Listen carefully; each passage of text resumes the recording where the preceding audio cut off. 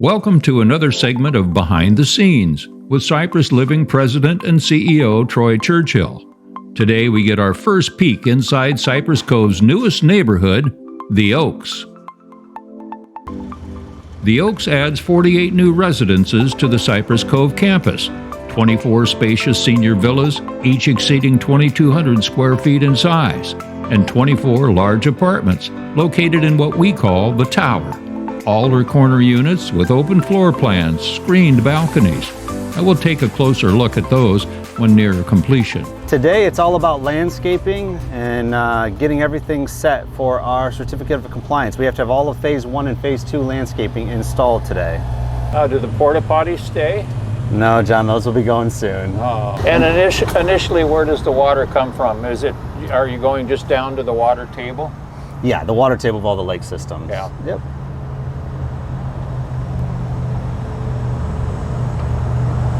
And how's the sound wall working?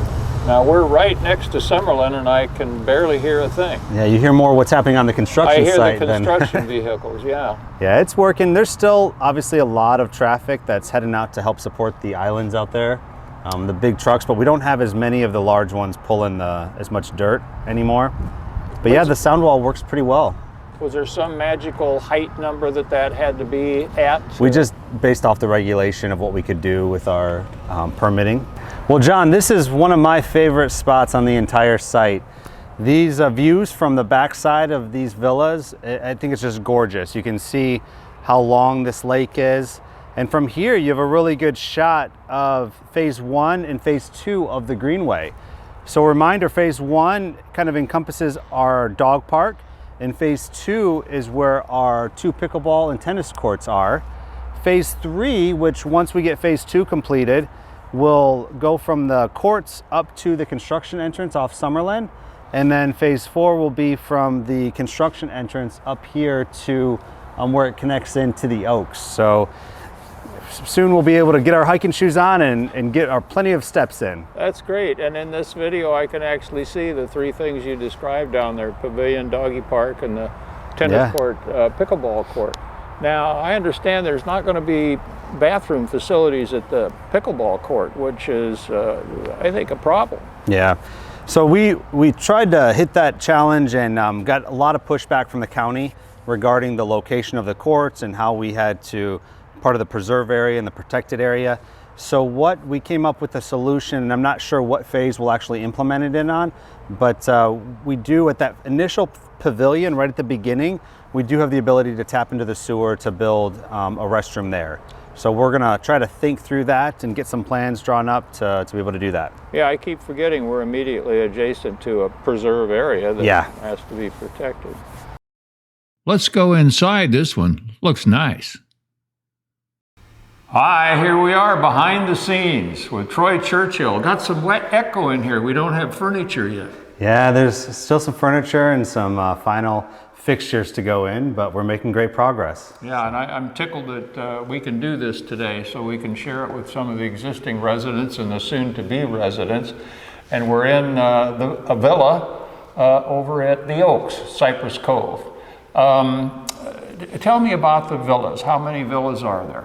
So we have 24 total villas, 2 different floor plans. They range from what we call an Osprey, which is a little bit smaller. It's a 2-bedroom, 2.5 bath with a beautiful den.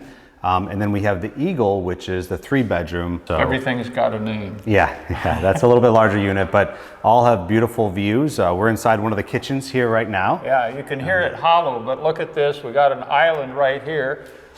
I don't know, I guess they're choosing or staining or something. Yeah, we're just putting some final touches on some of the cabinetry. All the countertops, plumbing fixtures are in, appliances are in. Mm-hmm. Some of these items are standard, and then some come as upgrades as well. And so it's a beautiful island kitchen, seats 4 here. We have the dark espresso with the nice quartz finish on the top here. All of these lakeside villas, we've made some great progress. We actually will start welcoming our new future residents towards the end of next week. And so we're gonna be working through some punch items in these villas over the next couple days, and then do a couple final cleans, and then get ready to welcome. And the construction fence is gone. Boy, did that open things up. Yes, yes. And I was surprised, impressed at how many workers are in here today while we're here. Do you have any idea at any given time how many construction workers are here? So we track those throughout our weekly, what we call OAC meetings, those construction meetings. And as of yesterday's meeting, I think it was 394 workers that were on site. So it's pretty busy. We were in the golf cart earlier, and you could tell it was a little bit of a traffic jam on the main road, which we call Oaks Park Loop.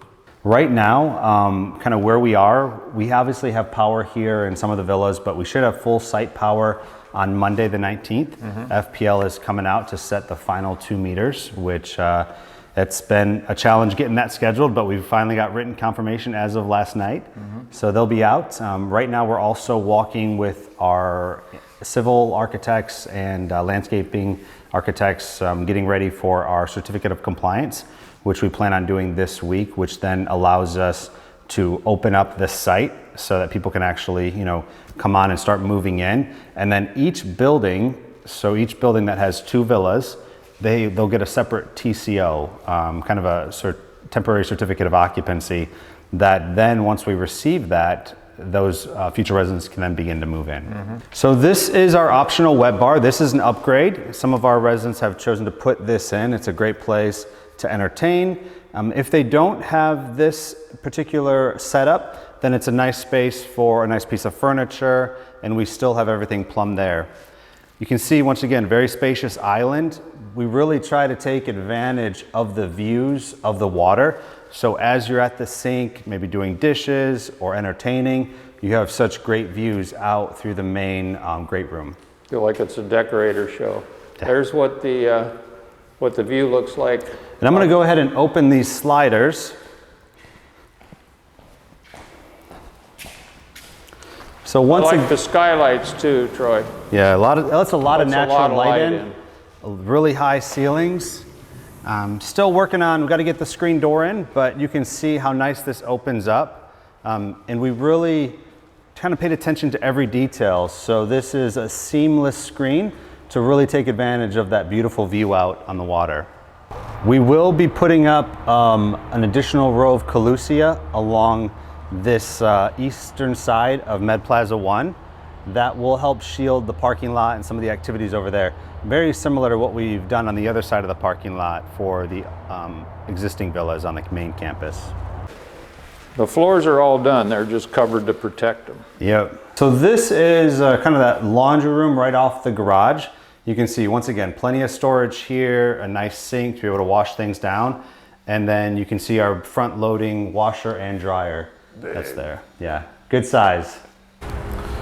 Troy, as we go in and out of these sliders are heavy. They glide easily, but I can just tell they're heavy construction. Are these different than what's in the other villas? Yeah, so some of the newer villas have some of the upgraded windows, but these are all kind of hurricane resistant.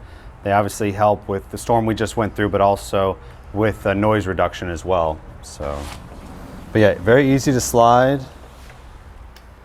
and really help the soundproofing of the home. Oh.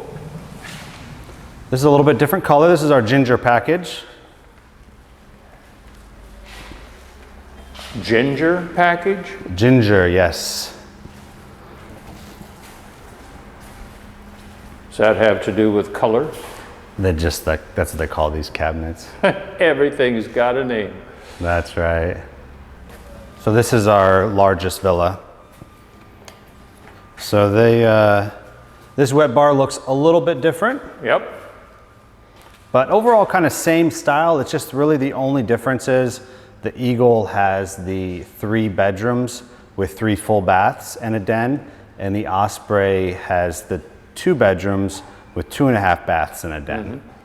Looking through the window of this one, you can see the harbor at Cypress Cove, and through those trees, the hospital, which is one of the things that attracted me to Cypress Cove in the first place. What do you think of the paint scheme? I like it. It's nice. It kind of breaks it up a little bit. Yeah. Yeah, we've really tried to bring some consistency with the coloring, not only here within Cypress Cove, but even throughout the campus. You'll notice the same color, the same gray tones and white and yellow that is used in all the new signage plan that we have for the site. I like it. Well, John, we were walking out here into one of the garages and we found the Nobi team. So what on earth is a Nobi team? Well, we like to say Nobi is the smartest lamp on the planet. So here at Cypress Cove, the Nobi system will be adding an extra layer of protection for residents as they age here with the team at Cypress Cove. Fall detection, sleep monitoring, a whole bunch of other cool features. All right. So are you doing installs right now? We're here with Cypress's partner BCI. They're doing the install, and we're here supporting with training and making sure that the install and everything goes smoothly. And then the system is AI based, so it actually learns. So after each lamp gets installed, we're here to also make sure that the learning is kind of tuned and tweaked to get the best results. So we're moving away from a traditional pull cord system and have transitioned to some of the innovative things that are happening, and we're one of the first, I believe, communities to actually have these built into their projects. So it'll be one main Nobi light and then what we call a Nobita, right, in the bathroom area as well.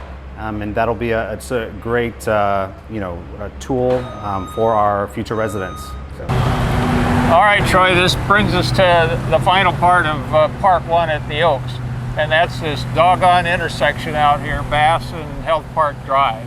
Yes. And it's as if we staged all this traffic so that they could see it. But they live here, so they know what it's like. Yeah. And we're even adding more population with the Oaks. Yeah. Is any thought at all being given to do something to increase the safety at that intersection? Yeah, of course. So, John, I wear a lot of different hats. Yes, you do. do. Today is a construction hat. But I also help oversee the POA, so the Property Owners Association for the entire 400-acre campus. And this intersection has actually been a problem for many years now. And it actually started once Golisano got built.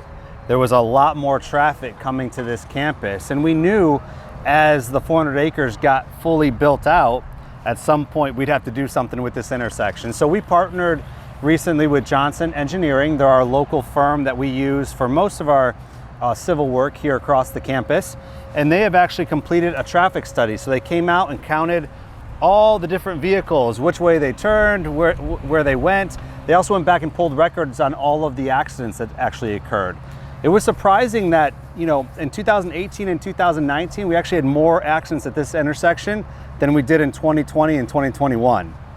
So, but obviously with the construction and everything else happening, and as more restaurants and amenities open up at the village shops, this is something that we wanted to address through the POA. So we will be meeting with them tomorrow, this week, to review the 3 options that they're coming up with for this intersection. This is something that they're working with the county on, and hopefully we get something proposed pretty quickly and get a solution in place for this intersection. Does Johnson Engineering make the proposals to you? Are they do, there? Yeah. They have the 3 options. That's what we'll be reviewing tomorrow with the team, and hopefully be able to select the best one. Then that will have to go through the POA to the board to get approval for that, and then hopefully we'll get something started. Okay. So we should see something happening out here fairly soon. And this also ties into our overall signage plan. As you've seen, we've redone the Cypress Cove signs. You saw the new Oak sign. We'll soon have new signage for the hospital, for Health Park Medical Center in Golisano, and then we're going to continue down this road to hopefully help. We're redoing some of the stop signs, some of the signage, the monument signs, and we also have some really great maps that we're trying to get out to everyone, so everyone kind of knows where they're going. A lot of the accidents and frustrations occur because people will stop in the road because they don't know which way to turn. So we're trying to help with some directional signage as well. Tell me about the crosswalk up here, which golf carts can use. Yeah, so it's one of only a few that have actually been approved here in Lee County for golf carts to be able to cross a main road. So as we talked about earlier, all of the side roads are private, but this main road is still a county road. And so anytime that any of our residents need to cross, whether you're walking, whether you're on a bike or in a golf cart, we always want to use the crosswalk down there, and be sure to push the button and look both ways. I know, and making sure that traffic stops. But that's the safest way to cross from the west side of the POA to the east side of the POA. Yeah, it must be a nice nightmare coming from the Cypress Resource Group building to come across. But you showed me a route today, because I knew that that crosswalk was there. I knew it was approved for golf carts, but I envisioned going across and then down the sidewalks. But you showed me the actual course, which all it does is cross sidewalks. Yeah, so we'll do a video on that too. There's enough confusion at this intersection sometimes, so it's best just to take it down, and it's only a few more steps down that way, and it's a safe way to cross this busy road. Thanks for taking me behind the scenes. Of course, my pleasure. It's great.